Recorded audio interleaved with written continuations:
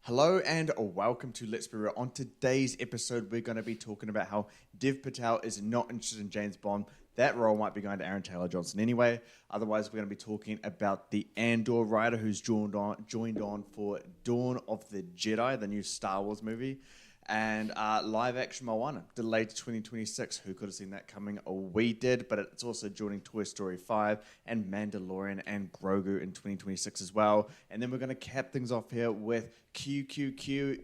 For your old faithful ones that watch us, that is questionable quickfire questions, where I ask Nan the most stupid, ridiculous questions, and he answers them in the best way that he can. He's really good at it. So stick around for that one. That one's a lot of fun. Okay, let's get to it.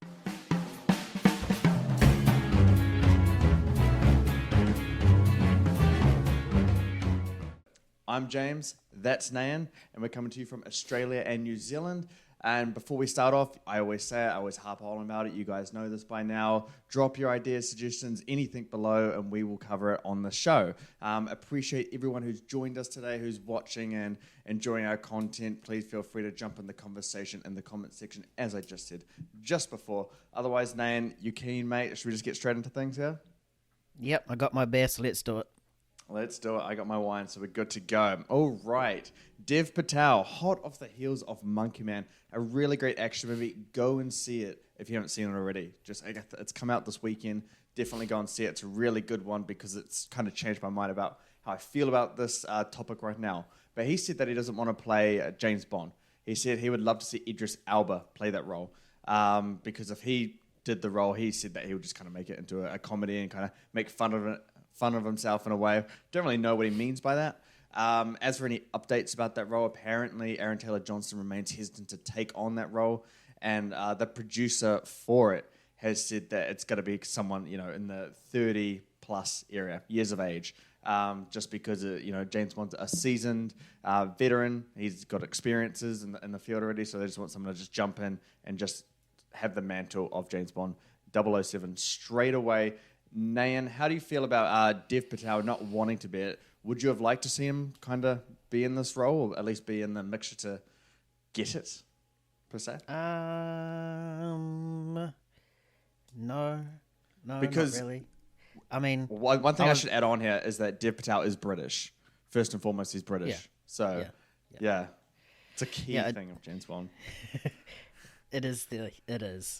Nah, not really. Well, what I'm about to say is a bit irrelevant now because Monkey Man came out, but whenever I think of Dev Patel, I don't think of, a action sort of fighter. Yeah, it's irrelevant now, yeah. But, nah, I think he would be a good James Bond, but it's probably one that I wouldn't want him to go into, because if he does become James Bond, then it's pretty much like, let's say it's a 10-year deal, so to speak, with multiple movies coming out. I'd rather just have him focus on directing more movies, because Monkey Man was fantastic. So I want to see what else he can do from a director's perspective. In regards to what the James Bond is, that he's a veteran and experienced, a little bit gutted. I would have liked, I think we touched upon it before, that I would have liked to have seen him not become 00, but earn that title for the first movie, and then go from there. But you want the origins. I want the origins, Origin story, yeah. Because we love origin stories here on Movie Games. We do. Despite what anyone else thinks. On Twitter. Yeah. So, yeah, a little bit gutted about that. But it is what it is, I guess. Yeah. I mean, Idris Elba, where do you stand with him taking on the role potentially? I think he's a little bit too old. But if they're doing like a Logan-style sort of James Bond, then I think he'll be good. He'll be perfect for it. Like a one-and-done movie? Yeah, one-and-done movie. But, yeah, if you're thinking of having like a further... Because he's what, 40, 50? 51. 51. Oh, yeah, he's an old boy, yeah. Go with old man James Bond if they ever want to do that route. But, yeah, I think the next James Bond needs to like I said, they're in that role for the next 10 years pretty much, so it needs to be someone relatively young that can do that. That's true. Well, I mean, I think it's probably best that we keep you away from fan cast for James Bond because I know you're just going to say Alan Ritchson, and I don't even need to explain why he needs to be in that role because he can stay far away from it. But in terms of how I take this news, I wouldn't actually, after seeing what Dev Patel is capable of on the action side of things, he can really bring a physical presence to the role. I mean, in terms of being involved in the practical stunts, and he's in that. I think he's like 33 or something like that. He's in like the prime of his life, so he'd be really good for the role, and he's a great actor. Just when it comes to emotional and anything kind of drama related, he's really good, and now we know that he can really do the physical side of things. I think he's got a really bright future. But I also do agree with you that I would love to see him do other things, more original stuff. We saw what he could do with Monkey Man. If he wants to continue doing another Monkey Man, then I would be down for that. But yeah, no, I would rather see him pursue other opportunities out there because I think there is a lot, and I think after Monkey Man, I think he's going to be getting a lot of phone calls. As for Aaron Taylor-Johnson, again, he's my number one pick for this. I just think he can bring like a rough edge to it. I really want to see that in James Bond. Just someone who's just a little bit darker and a little bit more ruthless and cutthroat, Yeah. Idris Elba, I feel, is a little bit more traditional, but I do agree with you that he's getting old. I mean, I was looking at the ages because I didn't know he was that old, but Daniel Craig, he joined in his mid-30s. That's when he got the role of James Bond, and now he's 55. That's been like going on for nearly 20 years since Casino Royale was 2006. So I think, having someone in their 30s is good. I think 20s is a bit too young, lacking that look of maturity in them. So I would go for someone in their 30s. I think Aaron Taylor-Johnson strikes the right balance. I really just hope it's not Henry Cavill. I think it's a very generic choice. I think for this James Bond, I think we do something a little bit different, a little bit more,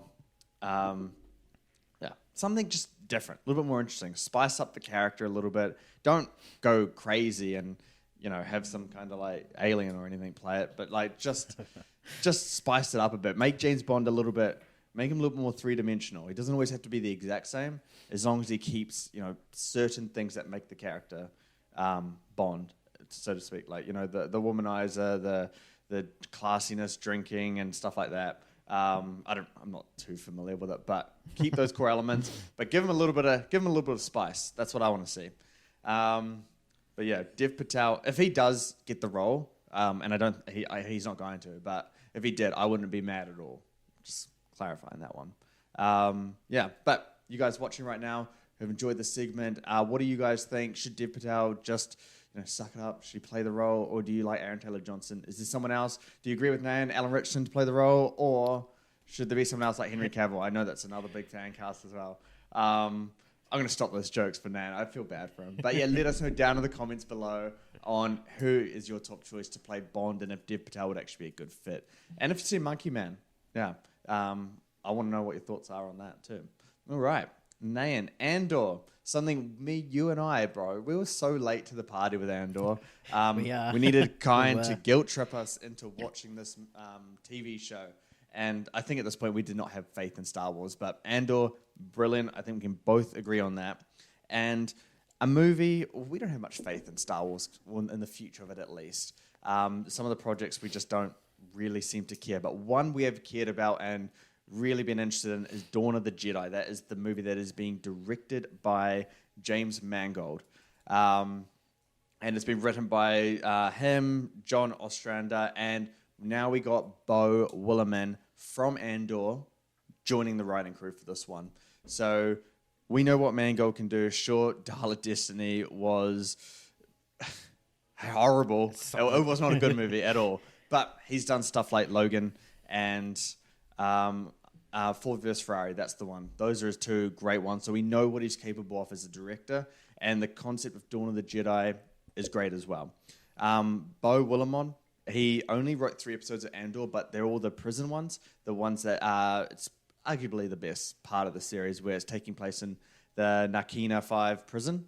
So he's got he's really good at what he does, and he's Oscar nominated, all that kind of stuff. But so Dawn of the Jedi, it takes place 25,000 years before Star Wars Episode 4, and it just focuses on the discovery of the Force. So, Nayan, how awesome does this signing like feel for you, and does it make you just more like hype for this movie now? Yeah, it does. I mean, that prison episode is probably one of the best episodes of TV I've seen in a long, long time recently. He also did worked on House of Cards as well, and I think it's safe to say the first 2-3 seasons of that was a fantastic show. So yeah, just the fact that the people behind this film is just getting stacked and stacked and stacked. So I just hope it really delivers, because you got three talented people behind the scenes there right now with probably the most interesting concept Star Wars has ever done since the inception of Star Wars. So yeah, really looking forward to it. You know, someone finding the Force for the first time, described as a biblical event. Who knows how that's going to play, but it's just everything about this is intriguing, and yeah, can't wait for more news, more casting news, and hopefully eventually a first look. Yeah, for sure. I have no idea when it's going to come out. As long as the cast news isn't Alan Ritchson being the lead in this. I know you're right. All right, guys, I'm leaving. See ya. James will finish this now. Well, you just like, you make it too easy for me sometimes. But yeah, never harp on about that guy though. It's just a stupid meme.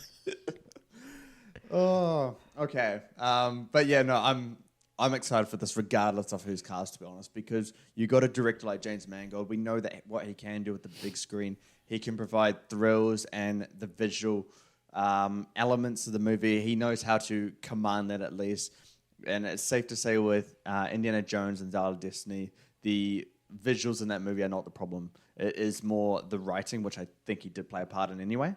But he also played a part in that with Ford vs. Ferrari and Logan, which are amazing films. Oscar nominated, both of them, for good reason. So I have faith in James Mangold with this one. And now you add in someone like this, a seasoned screenwriter who has experience doing, really, really great stuff. I think some of the best stuff of Andor, the entire series, and particularly the episodes where he wrote, the dialogue is some of the best stuff you've seen.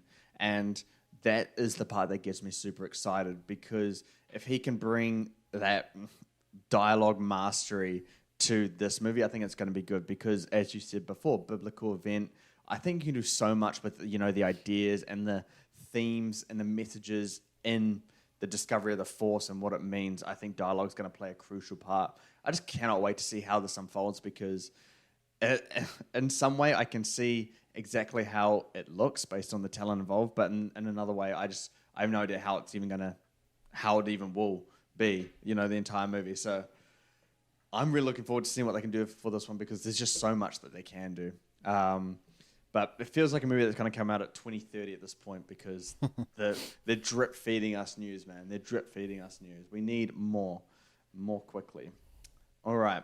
Oh yes, you guys watching. Forgot about you for a second there. I'm just focused on Nan. As it should.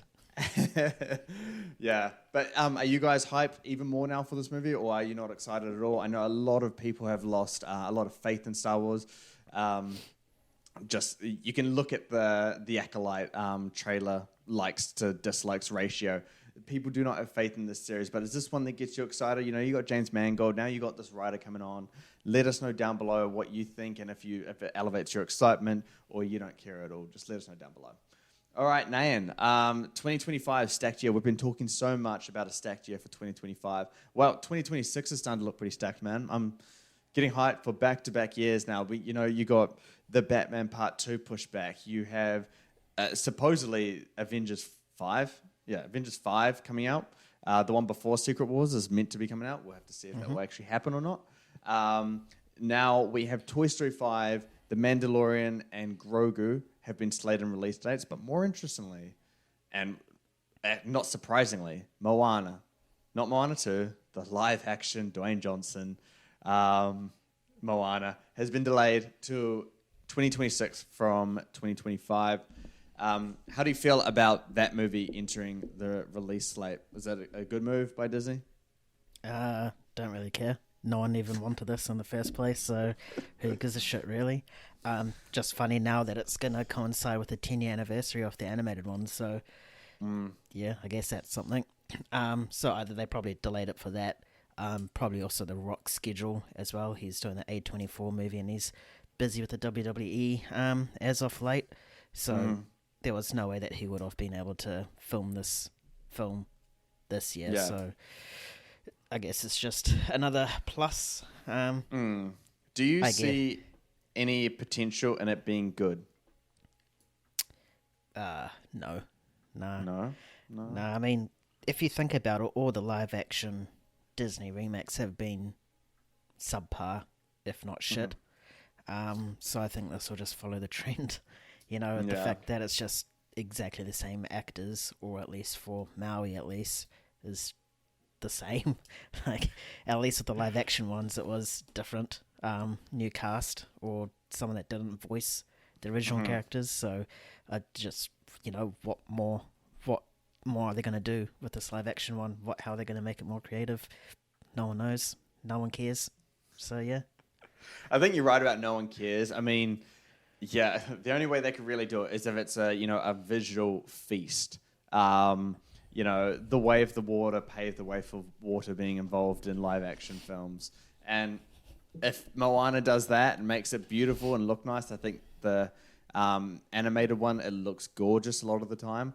So if they make it visually more appealing, I think it can be good. I like the first Moana. I think it's a good movie. So I think that's the ceiling for this movie, is good.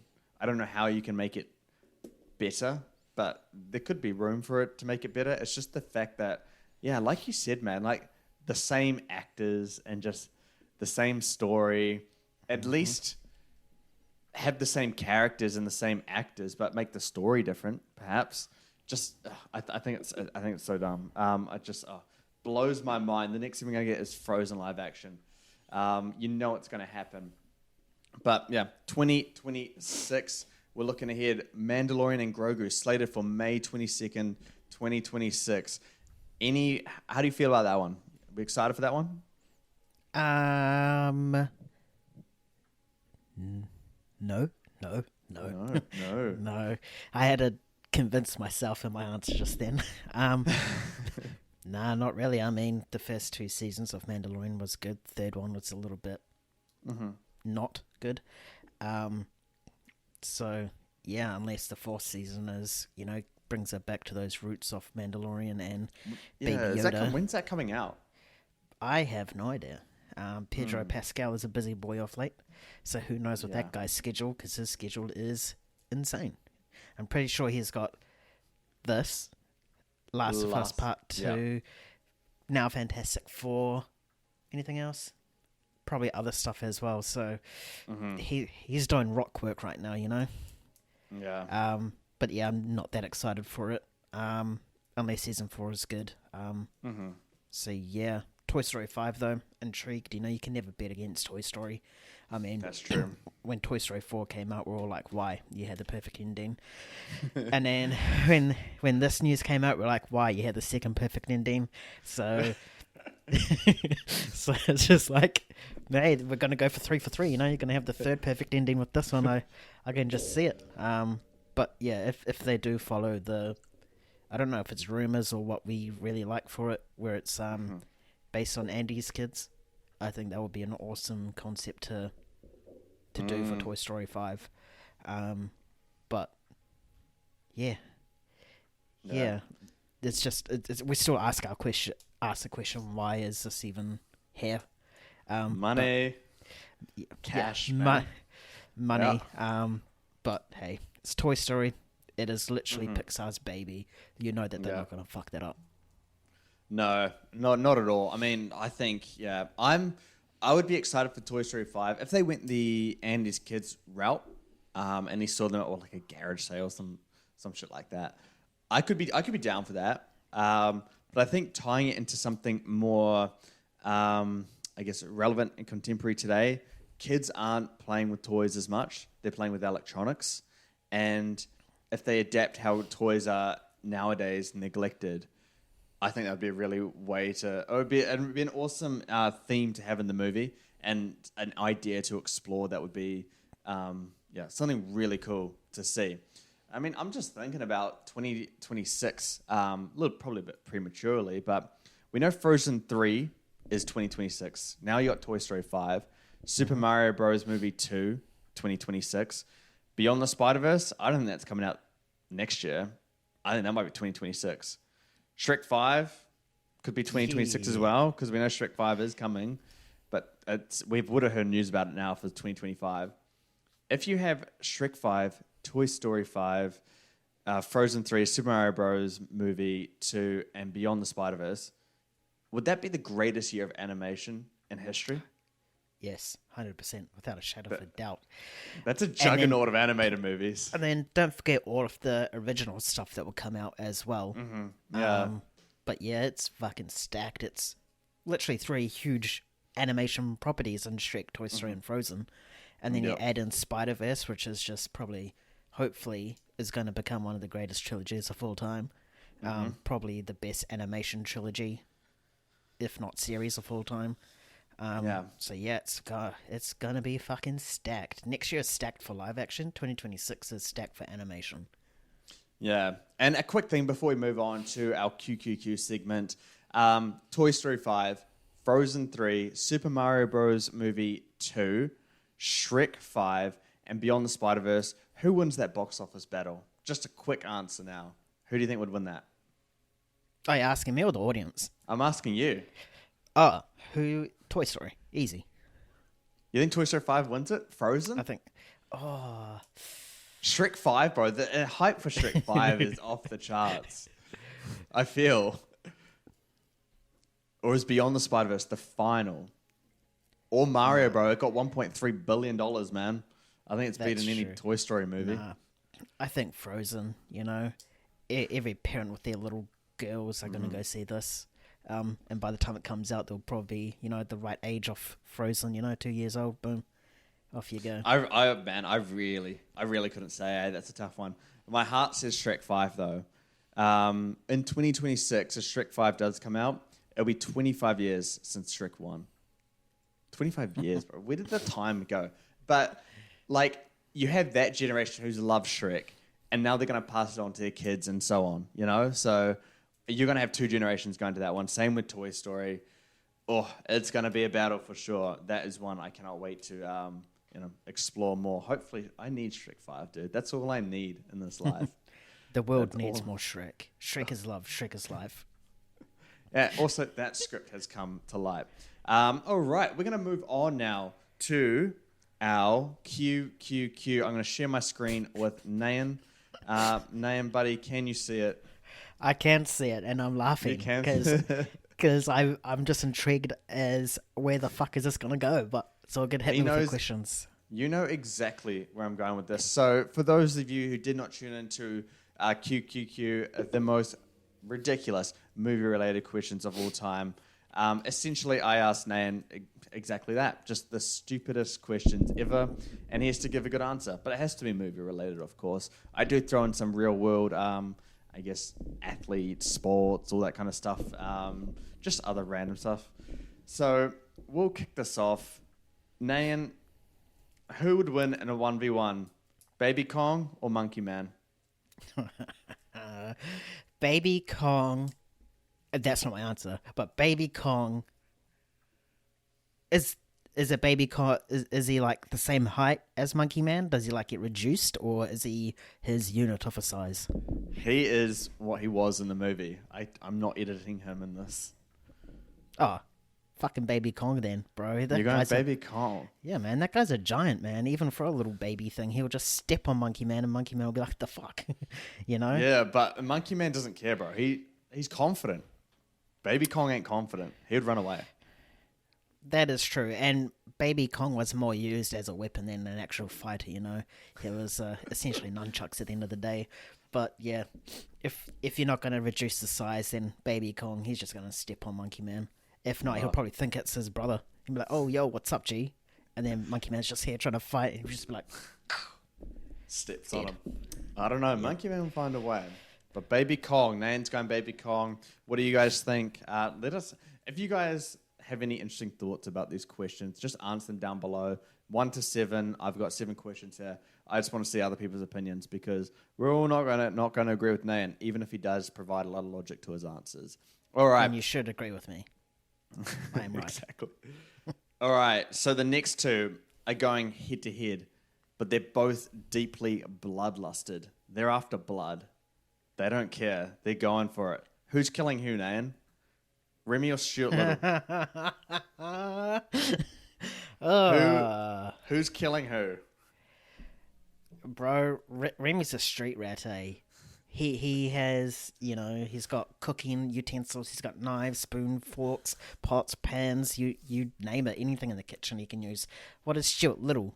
He's just a domesticated little bitch. His little car. Remember his little car? I do remember his little car. Nah, Remy will fucking destroy him. I mean, Stuart Little's too nice. He'll just be... He'll try run, but Remy will sniff him out, chuck him in his next stew or ratatouille or something like that, and serve it up. And he'll get into like his big robot, Linguini, and just go and like use him to like grab him and kill him and stuff. Exactly. Like, Remy coming for blood in this one. You just know it. Yeah. All right. Remy for the win for this one. All right, Nan. So Gordon Ramsay, he can now breathe underwater. Could he bring the chum bucket to the heights of the Krusty Krab? Yes. The one thing that chum bucket needs is a decent chef because Plankton is just shoveling shit at the moment. Gordon Ramsay comes in here, boom, he makes this 1-star restaurant to a 5-star restaurant. Mr. Krabs has gone bankrupt. He's gone. He has to sell Krusty Krab. You know who's going to buy Krusty Krab? Plankton and Gordon Ramsay. Boom, franchise. Chum bucket right there. All right, that's Nan's answer. Yeah. Yeah. So chum bucket with Gordon Ramsay could overtake the Krusty Krab. I love it. Not could, will. Will. All right. If Michael Jordan and LeBron James teamed up, could they successfully break into the Batcave undetected? Oh, what? No. Absolutely not. They couldn't. What skills do these guys have except for jumping and dunking and running? They jump over all the traps.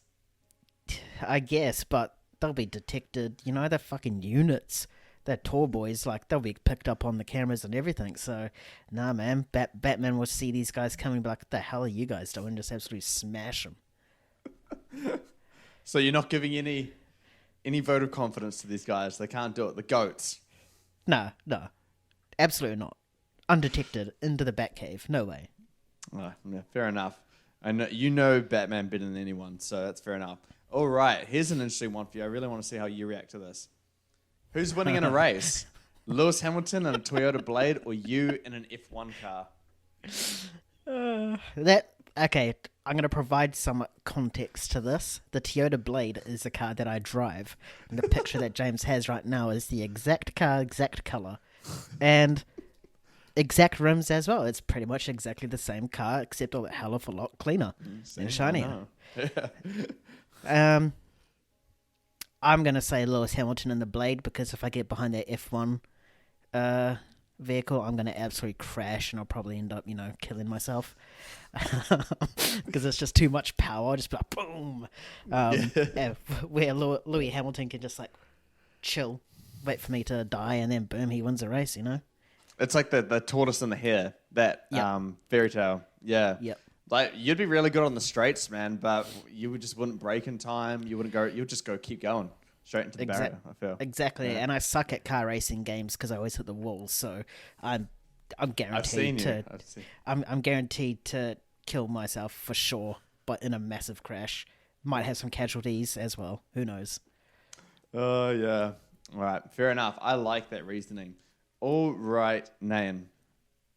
Could Walter White teach Superman to cook meth before Batman could teach Jesse Pinkman how to fight?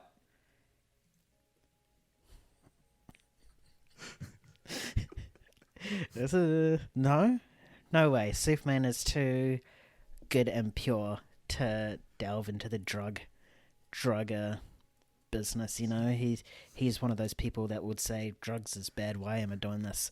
Where with Batman, he'll be able to channel into Jesse Pinkman's dark side of his character and rage, and just bring out the best and worst of Jesse Pinkman and make him into a absolute weapon. He's basically Robin now, an older Robin.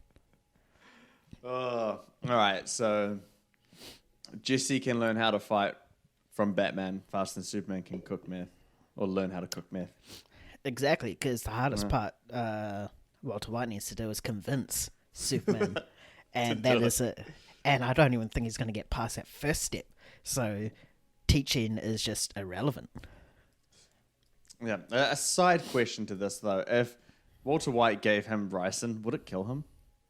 Or is he just too strong for that? I don't think he'll feel it, if I'm being honest. Fair enough. All right. I saved the juiciest for last. We got a scenario question this time. All right. It's not a yes or no. You need to explain this one to me. All right? Mm-hmm. Okay. I'll show you now. All right. So Deadpool is tasked with killing Hagrid at Hogwarts. Hagrid learns of this, and he employs Kevin McAllister to protect him. What once was an easy assassination, things have changed. Deadpool knows the potential danger that lies in front of him. Not only does he need to get into Hogwarts to kill Hagrid, but he has to go up against one of the most deadly forces in the multiverse. Deadpool will be attempting this in the middle of the night during the thunderstorm. That might just be the safest time. Can he pull this off? Nah. Kevin McAllister's here for blood, We've seen what he does to just, ordinary street thugs, almost killing them with bricks and shit. Add in, the magical world and this giant of a man as well. Kevin McAllister's going to absolutely destroy Deadpool, man. He's just, he's going to use the Whomping Willow. He's going to use the Basilisk. He's going to charm everyone. Hell, he'll bring Lord Voldemort back from the dead and absolutely destroy Deadpool, And Hagrid's just there, while Kevin McAllister's at work, he'll just be in his cabin, with Norbert too, tell him a little lullaby. And then, guess what? Kevin McAllister comes into Hagrid's hut and be like, yo, G, I need Norbert too. Grabs Norbert too, boom, flamethrower. Oh, I like it. I like it a lot. But, hey, Deadpool can't be killed. How does the great Kevin McAllister deal with that? Avada Kedavra. Doesn't work. He grows back. He comes back. I think Deadpool will just it will be like a montage thing of Kevin McAllister doing all these unique and gruesome kills, and Deadpool will just keep coming back, and then Deadpool's like, bro, I have to quit. I'm not being successful here, and he'll go to somewhere else. He might go to another wizarding school because, Hogwarts is just the security that they have hired. Too good. And Kevin McAllister is just A-class tier, Not even Voldemort will want to come after Harry if McAllister was one of the students. I feel like if Kevin McAllister was to do this, he would destroy Deadpool to he'd shrink him down. Just a really tiny piece of him is left to grow back very slowly. And then he'd put a charm that would keep an everlasting flame. So Deadpool, as fast as he grows back, burns off. So he's just burning for his entire life. The flame just continues. Yeah, that is a sick mind of Kevin McAllister, he is. Yeah, he's a sadistic little fuck, that one. Yeah, he's a fucking cunt. That's what he is. He will do anything. He no hold barred with him. He doesn't care who he hurts. He just wants to hurt. He needs to hurt. He has to hurt. Exactly. Yeah, he gets a real thrill out of it. Yeah. We need a new Home Alone movie. That's with him. Home Alone? No, that's why I said with him in it. All right. That is the perfect segue to get off that topic. I do not ever want to hear that movie mentioned ever. But to you guys watching this segment, Do you guys like the QQQ? Do you like the questionable quickfire questions? The most ridiculous movie questions that I asked Nan. If you guys have any questions that you would like me to ask Nan, flick it through to us. Nan, don't check the comments. I don't want you to be spoiled by them. I want these to be a surprise for you. But otherwise, just comment below in the segment here. Or you can just answer the questions that I asked Nan. I really want to hear a variety of opinions on this, and just go ahead and tell Nan why he's wrong about some of them. I'm not. Because I do believe Michael Jordan and LeBron James could break into the Batcave undetected. I'm just saying. They could. But Nan will never admit it. They'll walk right in. You'll never expect it. You'd think they go through secret entrances. I'm not saying. That's for the audience to decide. They are going to be the ones to do it. But otherwise, that is going to cap things off here. It's a nice, short, sweet, fun one from us today. And that's because Nan is going to have a hell of a job hosting next week. CinemaCon is on. There's going to be so much news coming out. All this cool stuff. We're going to see reactions to movies coming out, where they're going to play the entire thing in front of the audience. We're going to hear so much cool stuff. I cannot wait to dive into what we're going to be covering. We might have to do, a little bit more than usual, but that is great for everyone here, including you guys. But thank you for joining us. Your support and engagement does mean a lot to us. So, yeah, do thank you for watching and listening to us. If you guys are on YouTube, like, comment, subscribe, hit the bell, get notifications from us. You can also find us on Twitter, Instagram, all those social media platforms, Spotify, Apple Podcasts, or wherever you pod from. You can listen to us if you want to commute or during your workout, whatever it may be. Otherwise, moviegames.com, you can find all of our long-form extended content there. Otherwise, thank you so much for joining us. Keep bringing the hype. Peace. See ya.